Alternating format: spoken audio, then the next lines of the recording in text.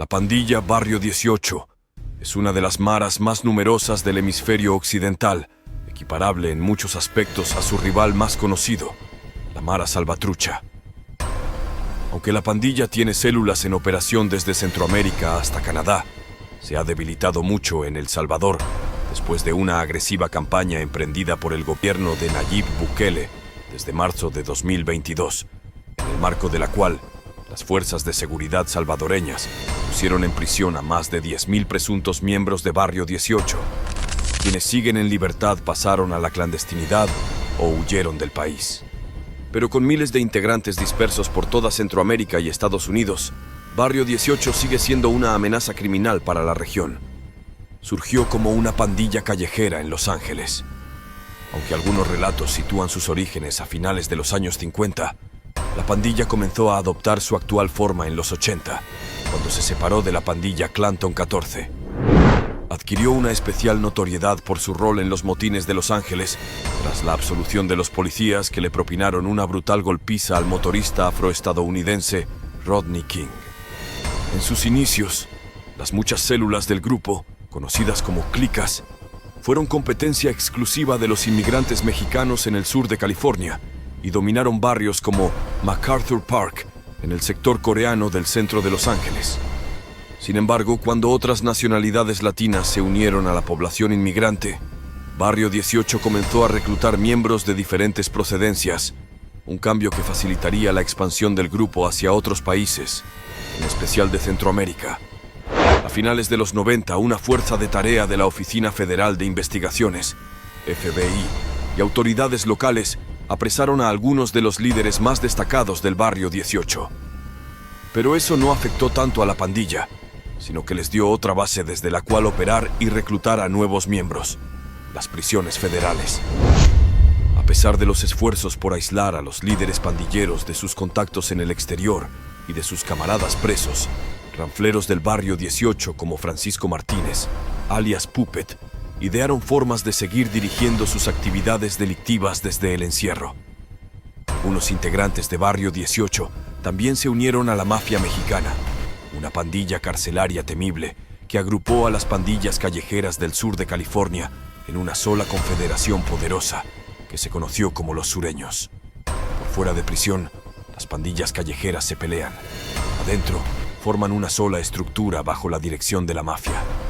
Barrio 18 se expandió hacia el sur, a México y Centroamérica, principalmente en función de un cambio en las políticas de inmigración a mediados de los 90, el cual amplió el número de cargos penales por los que un residente nacido en el exterior podía ser deportado a su país de origen. La nueva política se aplicó agresivamente a las pandillas de California, donde había muchos pandilleros sin ciudadanía estadounidense.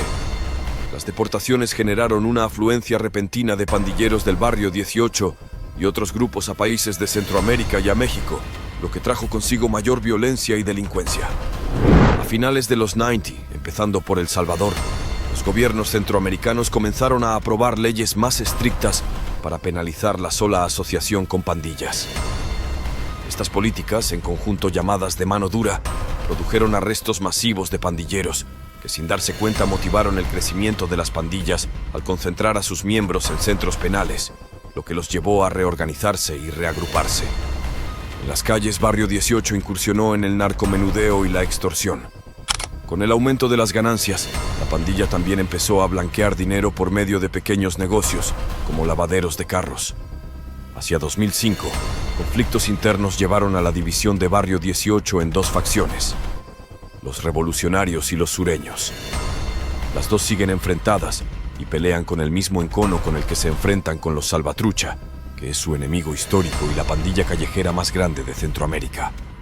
La pandilla ganó mayor poder en El Salvador, Guatemala y Honduras, donde pudo aprovechar la debilidad de los gobiernos y la gran exclusión social para expandirse en sectores urbanos pobres.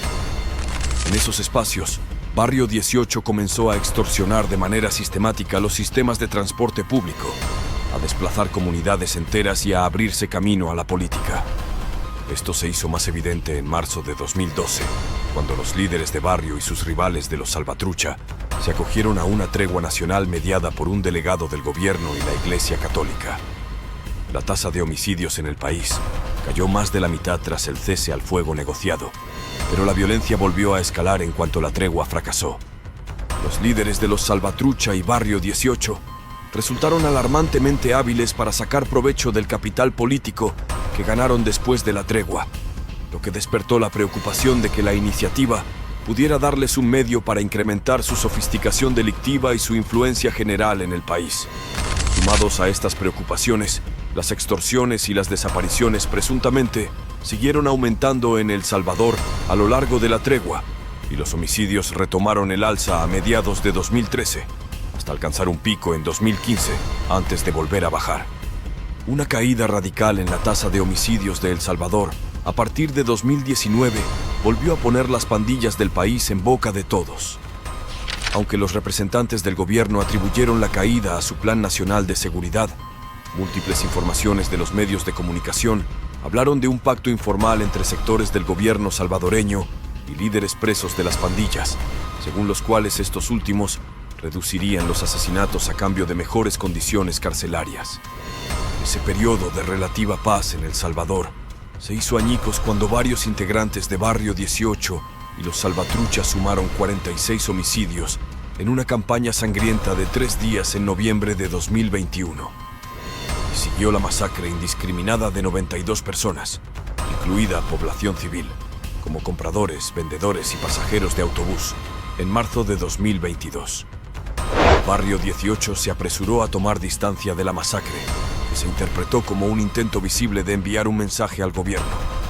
Enardecido por la violencia desenfrenada, el gobierno respondió con la guerra más amplia contra las pandillas en la historia del país, en medio de la cual detuvo a decenas de miles de presuntos pandilleros durante un estado de excepción declarado en marzo de 2022 y que sigue en vigor. Esta ofensiva ha diezmado a los pandilleros rasos de Barrio 18 y obligó a miles a exiliarse. Por primera vez en décadas, la pandilla ha perdido el control de territorios claves y economías criminales en zonas en las que antes ejercía un férreo control. En noviembre de 2022, la presidenta hondureña Xiomara Castro intentó replicar la ofensiva de Bukele con la declaración de un estado de excepción para enfrentar el aumento de la extorsión. Pero estas medidas no han hecho mella en las actividades de las pandillas y las filas de Barrio 18 siguen intactas en Honduras. Jerarquía. En la parte superior están los palabreros, la mayoría de los cuales se encuentran internados en el sistema carcelario. Estos coordinan todas las actividades criminales. Un palabrero lleva registro de todos los movimientos financieros, homicidios, drogas y armas. En El Salvador, 4 de los líderes de mayor rango de la facción de los sureños, incluido Carlos Lechuga Mojica, alias El Viejo Lin, enviaron una nota de voz a los miembros en libertad pidiendo que pararan los asesinatos que conmocionaron al país en noviembre de 2021. Esto dio pie a especulaciones sobre una ruptura entre los cabecillas privados de la libertad y los mandos en las calles. Aunque muchos de los cabecillas ya estaban en prisión cuando comenzó la campaña antipandillas en marzo de 2022, muchos de los líderes en libertad fueron capturados o se vieron obligados a huir. En Guatemala, un grupo conocido como La Rueda coordina las actividades de la pandilla. Muchos de sus integrantes, entre ellos el líder Aldo Dupié Ochoa Mejía, alias El Lobo, están en prisión. De igual forma, los principales cabecillas del Barrio 18 en Honduras, como Nahum Medina, alias Tacoma, operan tras las rejas. En el exterior, la pandilla se organiza en canchas. Una cancha es una división territorial que no depende necesariamente de límites municipales.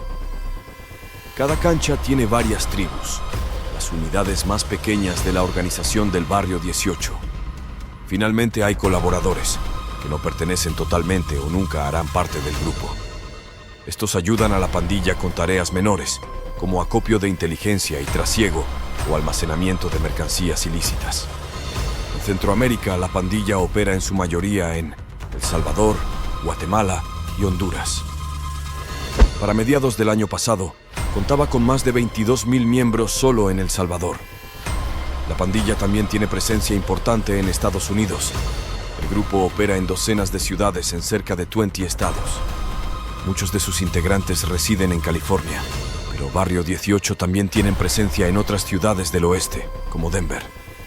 Además, Barrio 18 ha tenido presencia en Italia desde mediados de la década de 2000 y en septiembre de 2016, la captura de un presunto líder de Barrio 18 dejó ver el deseo de la pandilla de ampliar su presencia en Europa. La policía de España alertó sobre este peligro cuando detuvieron a 15 hondureños el año pasado, de quienes se dijo que pretendían instalar una clica de Barrio 18 en Barcelona. También ha habido denuncias de un desplazamiento de integrantes de Barrio 18 escapando de la campaña del gobierno en El Salvador hacia el sur de México. Aliados y enemigos. El mayor rival de Barrio 18 son los Salvatrucha. En El Salvador, Barrio 18 se divide en facciones rivales, los revolucionarios y los sureños, división que por lo general desencadena en violencia. La pandilla también tiene una relación cercana con la mafia mexicana. Se sabe que tienen una red de colaboradores que incluye abogados, taxistas y mecánicos. En muchas ocasiones, la pandilla ha protagonizado enfrentamientos con las fuerzas de seguridad del Estado durante sucesivas campañas antipandillas en Centroamérica.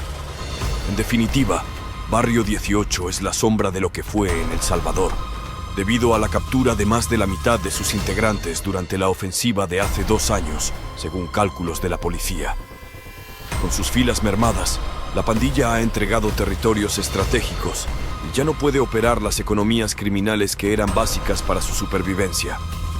Un retorno parece una posibilidad remota en El Salvador, pero en otros países donde el Barrio 18 tiene presencia bien establecida, las alteraciones en su estructura han sido mínimas, y allí la pandilla sigue siendo una fuerza criminal importante.